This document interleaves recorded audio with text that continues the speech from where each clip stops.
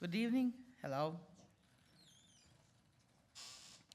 I will read two short stories from this collection, from the collection of Ethereal Worlds. The first story opens the collection and it's called 2020. My grandfather, Alexei Tolstoy, a famous Russian writer, attended the St. Petersburg Technological Institute in his youth, starting in 1901, thinking he would like to become an engineer, but he never became one. He described to my father how difficult it was for him studying there. Here is his professor by the blackboard addressing the students. Let's picture a cigar-like object, and that's it. My young grandpa is in a trance. He is picturing something cigar-like. He sees a cigar. You need to clip the end of it before you can smoke it. Golden cutters carefully trim away the dry brown leaves. What wonderful aroma wafts from quality Havana tobacco. Out of nowhere appears a balloon-shaped brandy snifter full of heavy red-brown cognac, casting golden reflections. Oh, to grasp the glass in your palm, warming it, the undulating golden flickers, the bluish smoke, you inhale it, you tap the cigar to break off the ash. It's dusk, the heavy drapes drawn back. Outside, through the window, there is a crepuscular early evening on snowy St. Petersburg streets. A sleigh pulled by a courser silently whooshes by. Who's rushing and where? To the theater? To a romantic rendezvous? Suddenly, reality interrupts this waking dream. Cheers thunder, the professor erases the blackboard, wiping away formulas interesting and useful to any engineer. See you next time, gentlemen. Grandfather never finished his studies at the institute. He committed himself wholly to literature, becoming famous for, among other things, his historical novels. Writers who knew him personally described his imagination in the later years as clairvoyant. He was able to improvise, creating on the fly the most complicated dialogues, keeping them psychologically astute and peppering them with convincing historical specifics. He saw the past in great detail, every button on a jacket, every wrinkle in a dress. This ability to daydream was passed on to me, although not to the same extent. I didn't start out a writer and had no plans of becoming one. Although I happily swam in imaginary expanses, I had no words to describe them.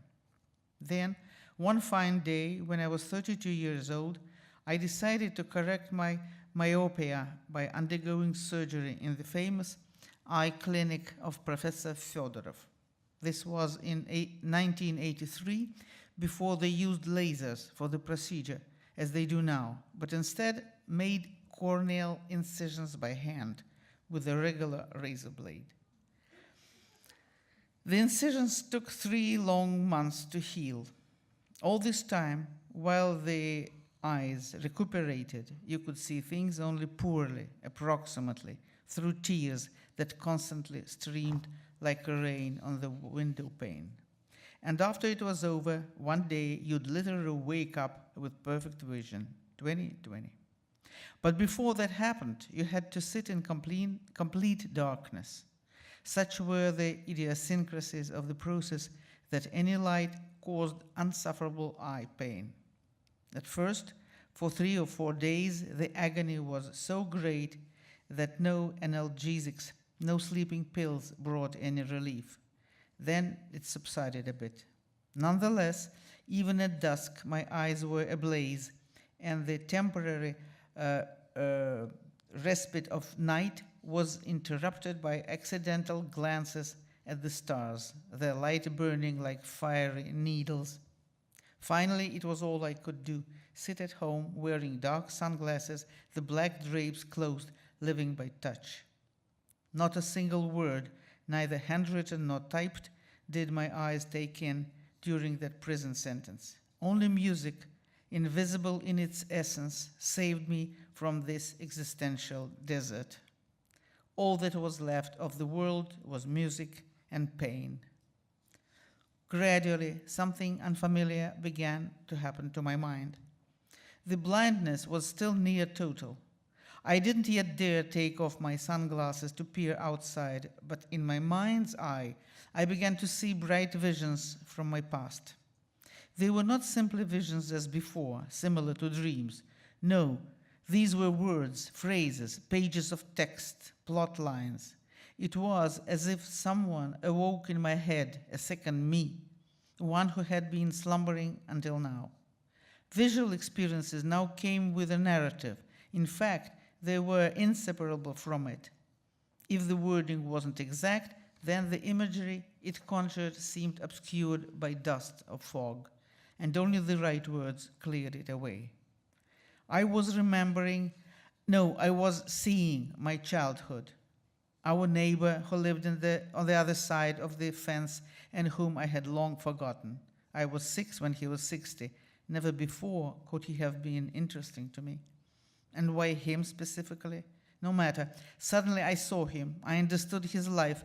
I felt his anxiety and his joy. Suddenly his house, his garden, his beautiful but not so young Tsarina of a wife appeared before me. And with these images, words emerged. Words that could describe them. A plot line materialized and filled up with meaning. Unexpectedly, the subtext and hidden significance of this yet-to-be-written story appeared, the eternal metaphor of banishment from paradise.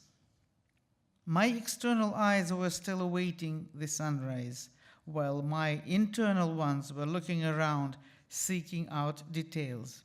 Here is one, here is another, here is a whole bunch. As soon as I was able to emerge from my room into the dim light of the table lamp, I typed up my first ever short story in great haste. I knew just how to do it, what to write, what not to write, and I understood that what remains unwritten possesses a special kind of power, a certain gravity by absence, similar to a magnetic force that can both attract and repel, a force we can't see, but that is nonetheless there. This heretofore invisible, hidden world was now within my reach. I could enter it at any point, but it had particular doors, with keys of sound, with lockpicks of intonation. The doors could be opened with love or with tears. One day, all of a sudden, my sliced-up eyes could see again. My vision returned completely and immediately, 2020, as promised. And this was bliss. Meanwhile, I found that the second world, having first appeared to me in darkness, was here to stay. It turned out to be a multifaceted underside of so-called reality, a dungeon full of treasure, an ethereal world through the looking glass, a mysterious box with passcodes to all enigmas, an address book with the exact coordinates of those who never existed. I don't know its geography, its mountains, or its seas. It is so vast, it must be limitless. Or perhaps it's not simply one world. Perhaps there are many. They are unpredictable. They can show themselves to you or not. Some days they may not let you inside. Sorry, the doors are locked. We're on holiday. But to the patient and the devoted, they will in the end always yield. The doors will open and you won't know what you will come across until you enter.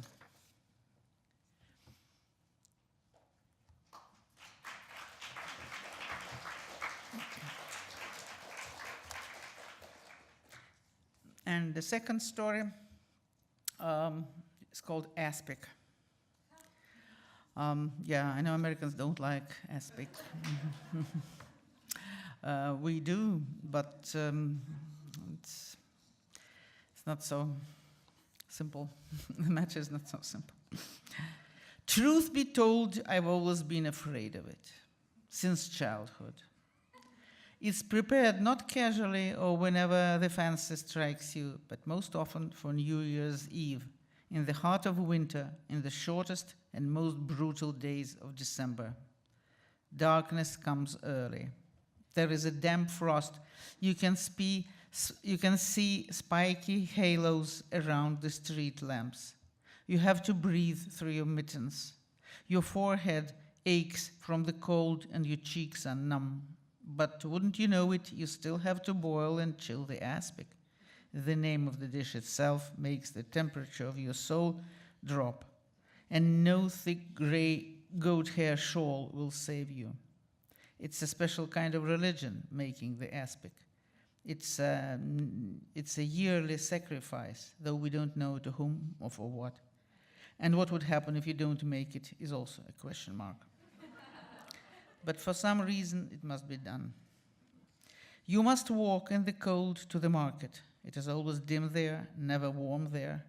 Past the tubs with pickled things, past the cream and the creme fraiche redolent of girlish innocence, past the artillery depot of potatoes, radishes, and cabbages, past the hills of fruit, past the signal lights of clementines to the farthest corner. That's where the chopping block is. That's where the blood and the axe are. Call Russia to the axe. To this one right here, digging its blade into a wooden stump. Russia is here. Russia is picking out a piece of meat. Igor, chop up the legs for the lady. Igor lifts his axe, hack, lays out the white cow knees, cleaves the shanks. Some buy pieces of the muzzle, lips, and nostrils. And those who like pork broth, they get little pig feet with baby hooves. Holding one of those, touching its yellow skin is creepy. What if it suddenly shook your hand in return? None of them are really dead. That's the conundrum. There is no death. They are hacked apart, mutilated. They won't be walking anymore or even crawling. They've been killed, but they are not dead. They know that you've come for them. Next, it's time to buy something dry and clean, onions, garlic, roots, and herbs. And back home through the snow you go, crunch, crunch. The frosty building entryway. The light bulb has been stolen again. You fumble in the dark for the elevator button. Its red eye lights up. First, the intestines appear in the elevator's wrought iron cage, then the cabin itself. Our ancient St. Petersburg lifts are slow. They click as they pass each floor, testing our patience. The chopped up legs in the shopping bag are pulling your arm down, and it seems as if at the very last moment they'll refuse to get into the elevator. They'll twitch, break free, and run away, clacking across the ceramic tile. Clippity-clap, clippity-clap, clippity-clap. Maybe that would be for the best? No, it's too late. At home, you wash them and throw them into the pot. You set the burner on high. Now it's boiling, raging. Now the surface is coated with gray, dirty ripples. All that's bad, all that's weighty, all that's fearful, all that suffered, darted, and tried to break loose, oinked and mooed, couldn't understand, resisted, and gasped for breath. All of it turns to muck. All the pain and all the death are gone, congealed into repugnant, fluffy felt. Finito. Placidity, forgiveness. Then it's time to dump this dead water, to thoroughly rinse the sedated pieces under a running faucet, and to put them back into a clean pot filled with fresh water. It's simply meat, simply food. All that was fearsome is gone. A calm blue flower of propane, just a little bit of heat. Let it simmer quietly. This is a 5 to 6 hour undertaking. While it cooks, you can take your time preparing the herbs and the onions. You'll be adding them to the pot in 2 batches. First, 2 hours before the broth finishes cooking, and then again an hour later. Don't forget to stir in plenty of salt, and your labor is done. By the end of the cooking cycle, there will have been a complete transfiguration of flesh. The pot will be a lake of gold with fragrant meat, and nothing will remind us of Igor. The kids are here. They are looking at the pot, unafraid. It's safe to show them this soup. They won't ask any tough questions. Stain the broth, pull the meat apart, slice it with a sharp knife, as they did in the olden days, in the age of the Tsar, and the other Tsar, and the third Tsar, before the advent of the meat grinder, before Vasily the Blind, and Ivan Kalita, and the Cumans, and Rurik, and Cineas, and Truvor, who, as it turns out, never even existed. Set up the bowls and the plates, and place some fresh-pressed garlic in each one. Add the chopped-up meat. Use the ladle to pour over it some thick, golden, gelatinous broth. And that's that. Your job is done. The rest is up to the frost. Carefully take the bowls and plates out to the balcony. Cover the coffins with lids. Stretch some plastic wrap over them and wait. Might as well stay out on the balcony, bundled up in your shawl. Smoke a cigarette and look up at the winter stars, unable to identify a single one. Think about tomorrow's guests. Remind yourself that you need to iron the tablecloth, to add sour cream to the horseradish, to warm the wine and chill the vodka, to grate some cold butter, to place the sauerkraut in a dish, to slice some bread, to wash your hair, to dress up, to do your makeup, foundation, mascara, lipstick. And if you feel like senselessly crying, do it now, while nobody can see you. Do it violently, about nothing and for no reason, sobbing, wiping away your tears with your sleeve, stubbing out your cigarette against the railing of the balcony, not finding it there, and burning your fingers. Because how to reach this there and where this there is, no one knows.